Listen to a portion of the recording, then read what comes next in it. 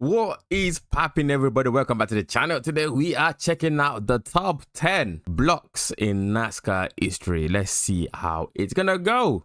Yeah. And now behind the wheel with 2 laps to go. Allgaier on the inside, Bain on the outside.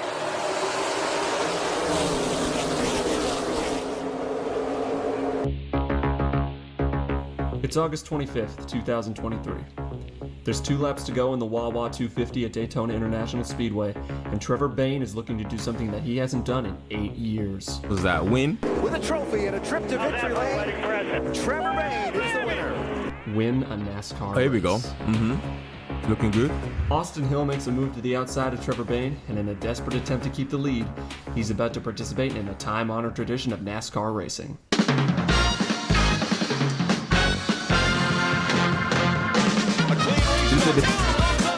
Wait, did he say the bad block? The bad block, you know. All right. Oh.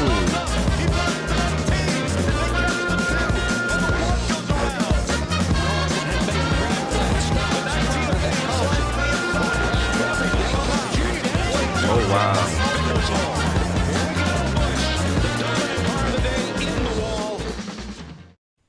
I know blocking is a part of racing, but must you put yourself in danger to then get yourself out of the race? It's surely better to finish in 2nd place, 3rd place, 4th place instead of not finishing at all. Because if you don't judge it properly, they're going to T-bone your ass and you're going to spin out. It's like a pit maneuver with the police. How bad of a block really was that? I was curious, so I came up with a system. You take 3 different criteria from each block, rank them out of 10, average them all out, and multiply them. No. I didn't sign up for a math question. What is going on? I've ended school many years ago. I don't like maths. I'm done with it. This is going to be long. All right, let's start from the beginning. Let's see what it says. With a system. You take 3 different criteria from each block, rank them out of 10, average them all out, and multiply them to get a score out of 100. Okay, that's fast. That's too fast. The worse the block. Pretty simple, right? Yes. No! If I rank them all myself, it won't be objective at all. But if 5 people do it, I think that's about fine. So I enlisted the help of a few trusted colleagues to rank this block and 51 others that we could find in order to find the worst block in the history of NASCAR. All right. At least of the 21st century. It's the era we're all the most familiar with, and it's a lot easier to miss blocks the further back in time you go. By the end of this video, I will have shown you the top 10 worst blocks in NASCAR history. According to... Asterisk. Yeah, exactly. Cool. So let's start with Trevor Bayne here. Our rankings averaged out a 4.8 out of 10 on stupidity, a 6.8 in chaos, and a 7.6 in comeuppance, which comes out to a final score of 64.0 on the bad block scale. Now, it's important to define what is and is not a block. Guys, there's a lot of information going on in this video, and I apologize already if I miss a lot of them, okay? Because I've only just finished work. And I don't know if I'm ready for this yet. Block scale. Now, it's important to define what is and is not a block before we get too far along. Here's my definition. A block is any move performed by a driver that is made with the intention of asserting their position in front of another car or preventing the other car from passing them. So, for example, this is not on the list. Elliott Sadler isn't blocking Kurt Busch, he's just reacting to this is not on the list. How did that preventing happen? the other car from passing them. So, for example, this is not on the list. Elliott Sadler isn't blocking Kurt Busch, he's just reacting to Dale Earnhardt Jr. moving down the lane in front of him. This also isn't a block, it's just the worst attempt at a merge since that one guy that you saw on the highway that one time. Kevin LePage wasn't trying to keep the field behind them, he didn't even know they were there. Now that we have that out of the way, let's take a look at our graph before we get into which blocks are the worst. This is a ternary graph representing every bad block of the 21st century that we could find. If you've ever seen a graph depicting different types of sand, it's kind of like that. They were graded on 3 different criteria. Stupidity, how stupid the decision to block was. Chaos. I think I need to get a pen out and or something. I need to start making notes. What is this we're watching right now, guys? This video was requested like 1 billion times. And I didn't realize it's gonna be an exam at the end. So, oof, boy, yeah, I'm ready with how big of a crash it caused, and comeuppance, whether the blocker got caught up in his own mess. This graph doesn't actually measure how bad a given block is, only how much of the 3 criteria is there relative to each other. So a block over here didn't result in a big crash, and a block down here probably wasn't that stupid. Since there isn't an axis for the worst block, I've colored the top 10 in and made the top 3 triangles so we can easily identify them. Let's get going with the lowest rated block on this graph. It received a 2 in stupidity and a 0 everywhere else, so it's placed here as 100% of its points are in the stupidity column. This is our control group. Tyler Reddick putting on a masterclass on the final lap of the 2019 Xfinity Series race at Talladega might have been a little stupid, but he won the race and no one got jumped, so it gets a 0 pretty much across the board. His final score is 5.3 out of 100, the lowest score on this list by far. The oldest Cup Series block on this list is from 2000, a season that feels a lot more like the 90s than the 2000s, not just for cultural or political reasons, but because of the way NASCAR looked. They weren't on Fox or NBC yet, Jeff Gordon still drove the rainbow car, Dale Earnhardt was still around, I could go on. Anyway, it's a pretty standard example of what a bad block is. Scott Pruitt thinks he's cleared, tries to block Robbie Gordon, and causes a huge mess in the process. It's got a 41.3 on the scale, good for 39th place, and it's this low mostly because he got away scot-free. This block falls into my favorite part of this chart. Every dot towards the left side of this triangle reflects the lowest of the comeuppance rankings. These are guys that caused a huge mess and walked away whistling. It's the wall of no consequences. I love that one. It's like that Family Guy one. I turned out, good luck everybody, and just merged and killed everybody on the road.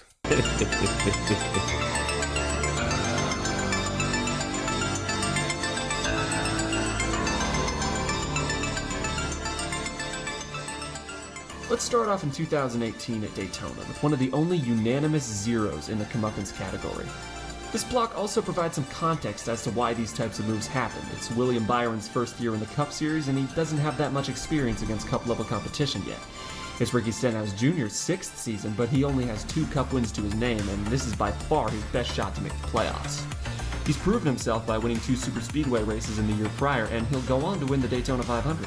His style of racing can be pretty aggressive, and people have taken to calling him Wrecky Spinhouse, though it's not clear how much of that is his driving style and how much of that is this how well it rhymes with his name. Which driver causes the most crashes? It's got to be Wrecky Spinhouse, right?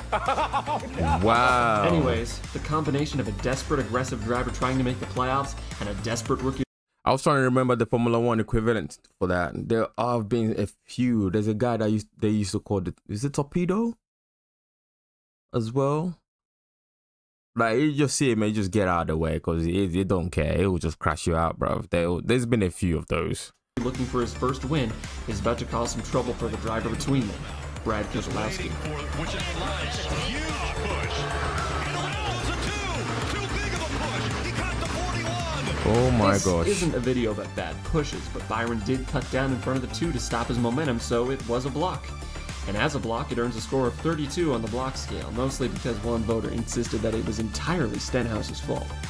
Ricky was pushing, he didn't do anything wrong. It's my fault, hit a really fast Miller Lite Ford, and Dave, I'm just not wrecking enough people. I need to wreck more people so they'll stop throwing bad blocks, and that's what's happening to me on the plate track. So, everybody that's watching, all them drivers out there, throw another bad block. I'm just going to drive through you and wreck you, so look out and Talladega.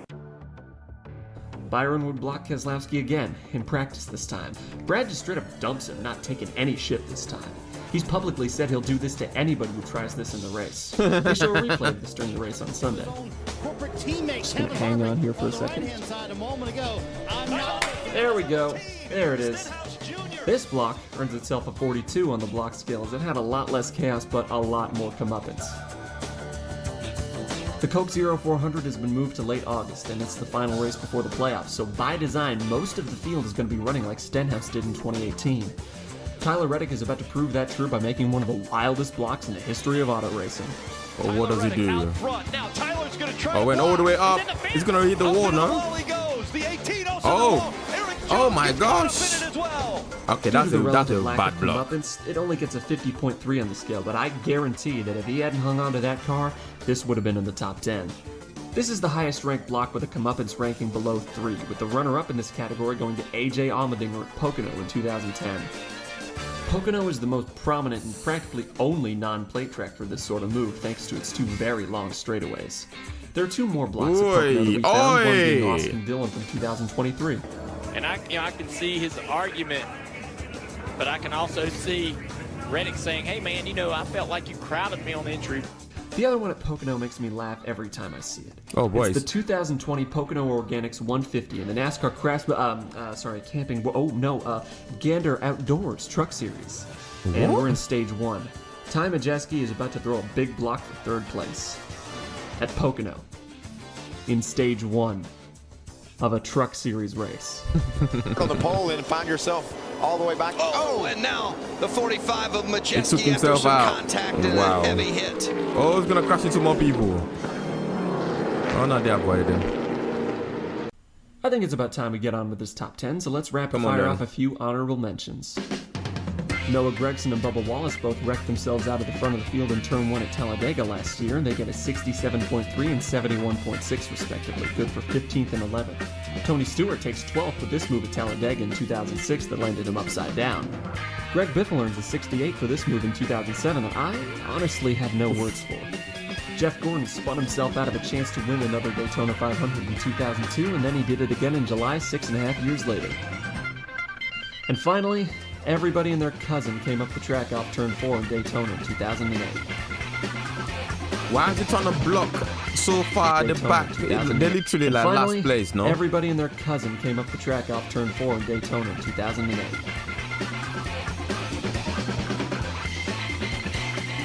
Alright then, let's get on with the top 10. We only just started the top 10.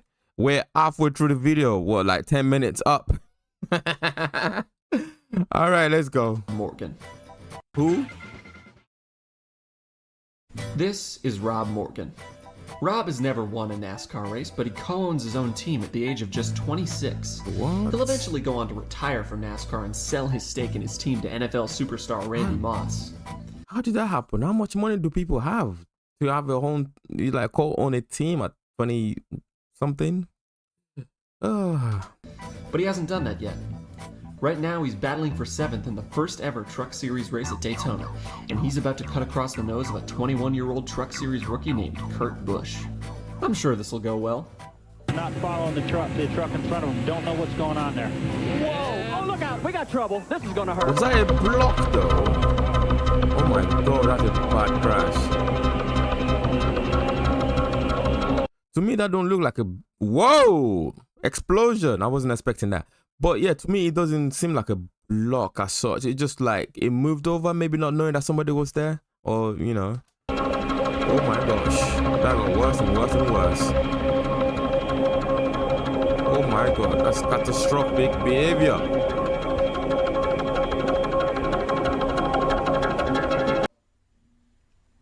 Ah, dang it.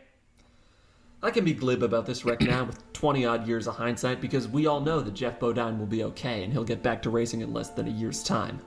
But in this moment, here and now, everyone thought he was dead.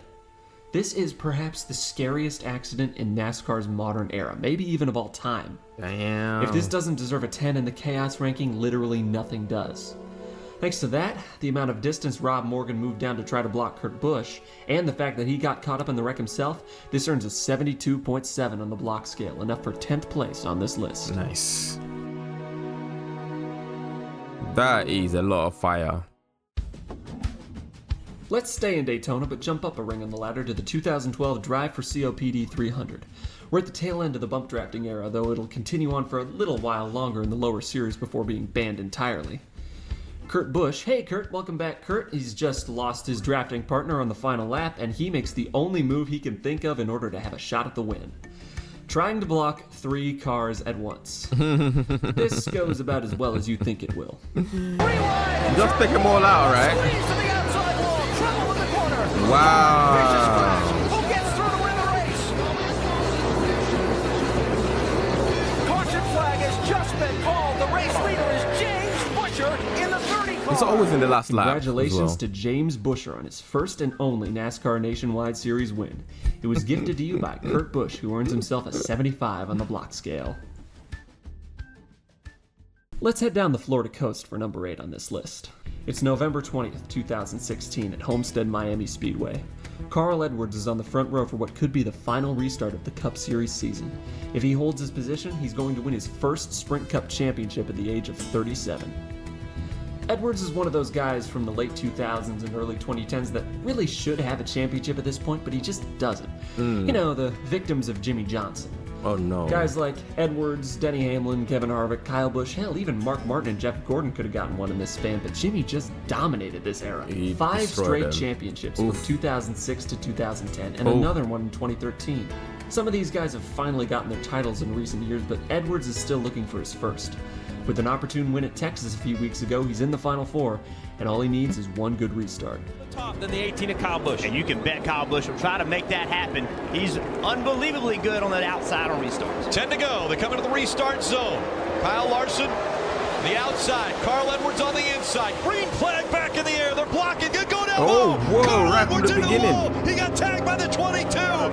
Big hits by the 19. And the caution comes back out again. Bro, they didn't even make it past the first corner. Jason told me he was looking low, and he told me basically he was there. I knew what Jason was saying, and I just pushed the issue as far as I could because I figured that was the race there. And that's how it ended. Jimmy Johnson through 3 and 4. Make room. Richard Petty and Dale Earnhardt. There's another 7-time champ. Jimmy Johnson wins his 7th NASCAR Sprint Cup championship. This was Carl Edwards' final NASCAR race. He abruptly retired after the season ended and didn't make an appearance at a race for 7 years, though now he claims that this race had nothing to do with his decision to walk away. And he also earned himself a 76 block rating, good for 8th place. It's mandatory that when a driver gets out of the car in the race that they go to the infield care center. Normally, they're taken there by the ambulance, but I believe the communication between the track worker, the safety worker, and Carl was, I'll walk over there. I'm going to walk there.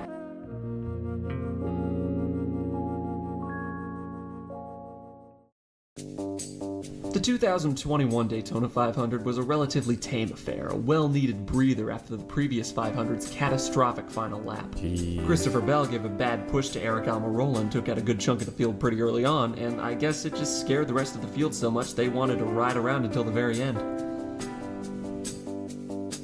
One thing that tends to happen in modern plate racing is everybody waits until it's too late to make a move. Ever since Dale Earnhardt Jr. perfected the Highline train around 2014, people just assume they could wait until the last lap, even if they're in like 15th place. But with the late Gen 6 plate track package from 2019 through 2021, you kinda could. Look, they're already getting side by side. Oh, no, it's going away. Anyway, you can get huge runs with this package. Look at Brad Keselowski right now. He's about to make this pass for the win as long as Joey Logano doesn't. Hard crash. Kyle Busch. Larson. Joey Logano's last second block gone wrong earns itself a 78 on the scale, good for 7th place. Why did it just stay What's staring your at the favorite mirror? finish in NASCAR history? Straight forward, bro. Pay Maybe it's attention Kevin to what's Harvick in the and front. Mark Martin gliding towards the finish line at the 2007 Daytona 500 as the field behind them is swallowed up by a black hole. Or maybe it's Ricky Craven and Kurt Busch's cars becoming one as they collide towards the finish line in Darlington in 2003. Maybe it's some underrated gem like the 2004 Winn-Dixie 250. There's a litany of iconic final laps in the history of NASCAR stretching from 1959 all the way to this year. Any one of these could be Wow, your that's favorite. close. And this one The white is flag mine. is up. Final lap in Talladega. Who's it going to be? Labonte, Earnhardt Jr., Stewart, or maybe somebody out of the back? Look at this move by Jr. at the white flag. And Tony Stewart got This sounds so good, by the way, these cars. Labonte blocks Bobby Hamilton. Cannot believe it. Oh! Bobby Labonte's over. It's the big wreck on the final lap. They're racing back for the win. Dale Earnhardt Jr. and Tony Stewart are side by side. This is for the victory as Jeff Burton gets in the middle of it. At least 10 cars involved in the wreck on the backstretch.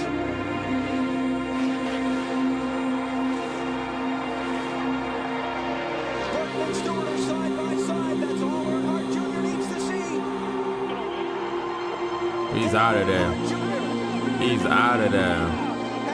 Oh, and also, where the hell is the caution for that? That big ass crash at the back there, and there's no caution. Talladega.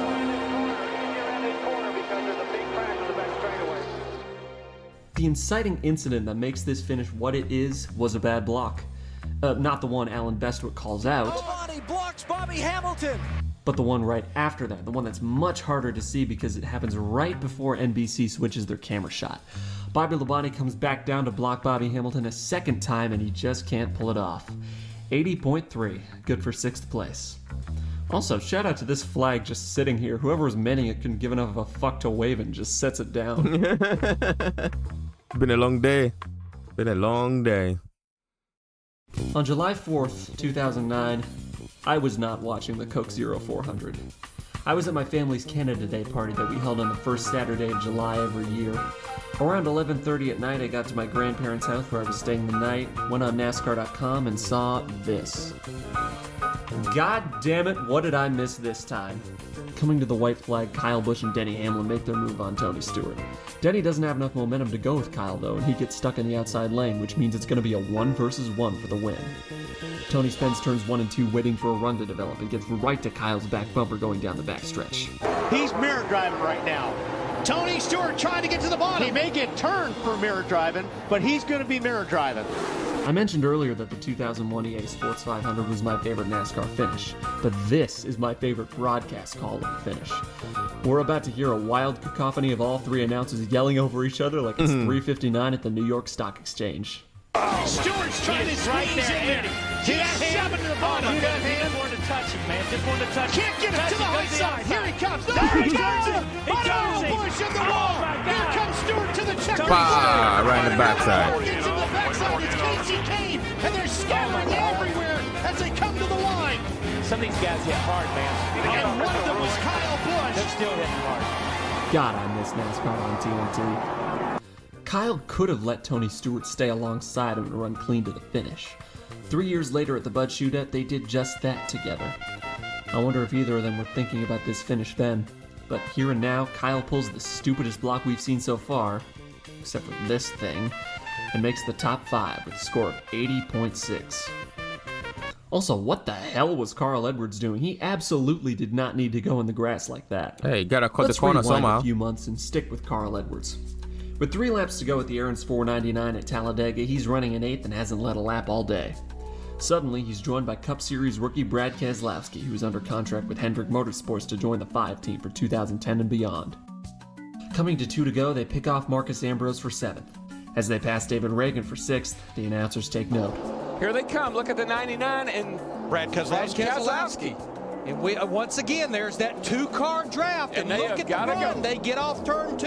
That's 10 mile an hour faster than the cars in front of them. By working as a 2-car tandem, Edwards and Keselowski are able to create a seemingly never-ending run. They weren't the first to do this, and they sure as hell won't be the last. This form of racing is going to dominate the super speedways until 2012, when rule changes will render it near impossible in the Cup Series and eventually outlawed entirely in the lower series. By the white flag, they have the lead. Yeah, Carl Edwards from the back all day to the lead with 1 to go. Coming into the trial for the final time, Brad knows that to win, he has to make his move now. He has to find a way around Edwards. Whatever he does will be in the shadow of Regan Smith. The last time the Cup Series raced here, Regan Smith nearly scored his first career Cup Series win by passing Tony Stewart in the trial. But because he went below the yellow line to do it, NASCAR disqualified him and awarded the win to Stewart, his final victory for Joe Gibbs before starting his own team. Incidentally, what Stewart did here is a block that's on this list, but it isn't visible on the graph because it has a comeuppance ranking of negative 0.2, the only negative ranking on this list. As he makes an identical fake to the outside and cut to the inside of Smith, Brad Keselowski knows what happened to him. Even if Carl tries to force him to go like Stewart did, he can't budge. He has to stay in position no matter what. Carl, on the other hand, assumes the rookie won't have the guts to do it. Is this like the Too Fast to Furious? Yeah, Too Fast to Furious, and they're doing that chicken stuff, driving face to face and trying to find out who's got the balls. That's exactly what that is. You got the balls to actually do it? Yep, I do. On the other hand, assumes the rookie won't have the guts to do it. You out of here, man. You out of here.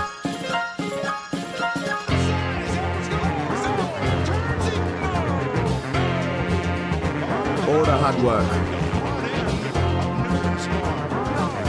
Edwards will not make it to the flag. Oh, So he earns his 4th place on this list by throwing a block that lands a score of 82.6. Not sure where Carl's We're getting close to the 90s. Maybe he thinks if he runs across the start-finish line, that'll count. Poor guy in the back there. That's what he's doing. That's what he's doing. He's like you know how he is. He's an athlete, a marathon runner. I want to finish the race. And he did, to a standing ovation from the crowd. Shades of Ricky Bobby. The threat of rain can make even the smartest driver do something stupid. When you're running the late Gen 6 Super Speedway package, the threat of rain can reduce you to a babbling fool. It's July 7th, 2019 at Daytona International Speedway. The final Coke Zero 400 to be held on Independence Day weekend was scheduled for last night, but lingering storms have pushed it back to today. We took a look at this race earlier when Brad Keselowski spun William Byron in practice and Ricky Stenhouse cleared himself off of Kurt Busch. This weekend is no stranger to dumb maneuvers, but we haven't seen anything yet. The final stage has just started and the rain is getting closer than ever. Everyone in the field knows that this race could end at any moment, so every single lap is treated like it's the last. Given the fact that every single race with this package either ended under yellow or with a wreck on the last lap, that's not a very good sign. Austin Dillon takes the lead on the restart and has no intention on giving it up. Yep, just stay there, man. You just gotta get to the front and wait for that yellow flag to wave and win the race. Darkening skies and a full field on the edge of control, one errant move is about to spell the end of the race. As he loses the lead, regains it, and then loses and regains it again, I'm sure he's thinking in the back of his mind that it could be him that causes the end. But when he makes this move on lap 120, I'm not sure he was thinking anything at all. Racing continues. Austin Dillon up front. Hello. Damn. It's like a game of bowling. Once you throw that ball, you hit them pins like a strike, man. They all getting whacked. Only a handful of drivers doesn't would look make that it to a bad. crash, and only a sliver of them would stay out during pit stops. It And doesn't of look that those bad. drivers, only one would stay out with one to go before the restart when the lightning finally descended upon Daytona. And then yellow flag. Austin Dillon's block, scoring an 83.3, would gift Justin Haley and Spire Motorsports their only wins to date. There you go. Somebody's gonna benefit from it. Daniel Hemric is an aberration. If one were shown his career top 10s from afar, you'd be forgiven for thinking that he's one of the better drivers a series could have to offer. A double-digit winner, perhaps, nothing to scoff at, especially in one of the top tiers of NASCAR. Daniel Hemric has won once. Daniel Hemric is a champion. And Daniel Hemric still has everything to prove. When you have everything to prove, it doesn't matter what situation you find yourself in. If you even have a sliver of a chance to win, you must throw caution to the wind and take it at all costs. Full There's 3 send, laps baby. to go in the Ag Pro 300 at Talladega, and Daniel Hemric is leading a line of Chevys in the top lane. His rear gunner is Jeb Burton, former winner of this track for Colleague Racing, Daniel's current team. As is the case with most superspeedway races, the action is picked up as the laps wind down. Off of 2, Jeb cuts left, following the flow of the banking in an attempt to arrest Sheldon Creed's momentum. He's too late, and Creed has aligned his car entirely alongside Jeb in the inside lane. The 1-car buffer Daniel Hemric had enjoyed prior to this is gone. He now faces the seething tide of primal rage contained in churning machines alone. He is most certainly prey. But he still has everything to prove. He doesn't have the grip no more. It looks Entering like. turn 3, the situation evolves again. Jeb Burton exercises the agency found with no longer being aligned with his prey and walks his car up the track. Daniel shadows this move and positions his car half a lane down on his pursuer. Jeb slides down in reaction, reorienting with the peloton, and Daniel reacts again. He glides down the banking and covers himself off again. He drifts further down. In his efforts to cover off the outside, he's outrun his coverage. Sheldon Creed has the entire inside lane to himself and is closing. Daniel's heart beats from disaster, but he still has everything to prove. He's too late. There's no redoubt. Hemric hooks himself across the nose of the 2 and everything is over in seconds. That's it. GG's, man. And there goes Daniel Hemric off the bumper of Sheldon Creed. And this is the big one here at Talladega. Oof.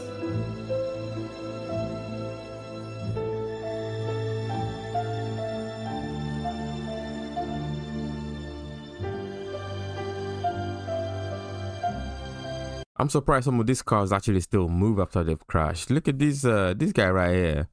The tires are all messed up. The suspension is gone, but it's still moving.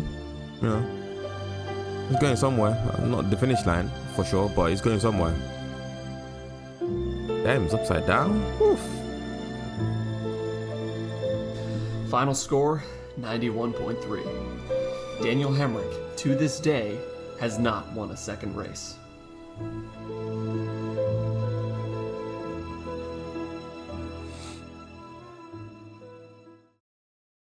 And the This big one is one of the most unbelievable racing pictures I have ever seen.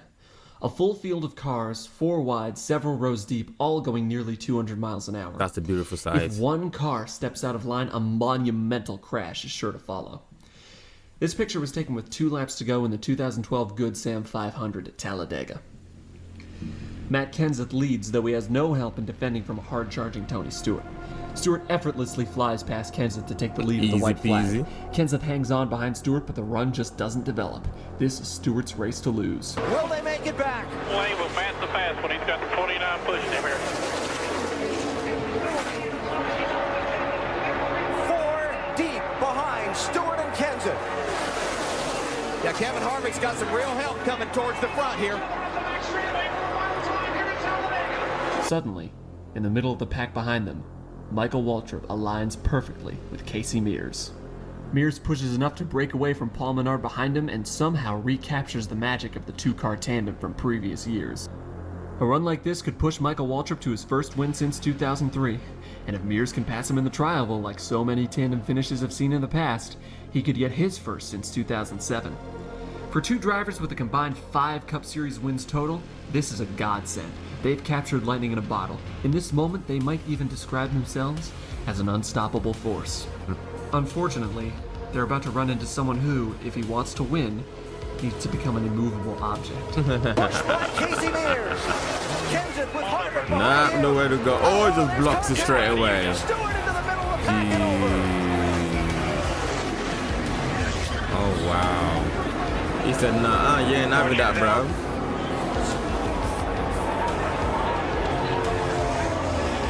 And a huge wreck to end this race. Matt Kenseth is going to get to the finish line first. Tony Stewart didn't cut across the entire track like Daniel Hemric would 11 years later, but the chaos factor pushed this block just past Hemric's for the top spot. Hemric would 11 years later. It looks like the smallest, the very tiniest of touches, and it was good enough to send him off. Look, Stewart didn't cut across the just a little tiny touch. That's all it takes. Entire track like Daniel Hemric would 11 years later. That's it. But the chaos factor pushed this block just past Hemric's for the top spot, clocking in at 92.6 on the bad block scale. Oh, there's no 100? The worst block in NASCAR history. Crazy. What an absolute mess of driving. Nah, some of them was just like, is it anger or is it just self-belief that nobody will crash into them? Or I don't even know what it is. Or they just don't realize that the people are there. Because if they do realize they were there and they still went to block the way they do, there's something wrong with them. Just go there, collect your second place podium. Don't gotta wreck the whole place just because you wanted to win. It's absolutely wild. It's crazy. But anyway. Yes. Thank you very much for watching this one, and thank you for the recommendation as always. And I know somebody's gonna be very happy with this one. So yeah. See you in the next one. Take it easy. Goodbye. Peace.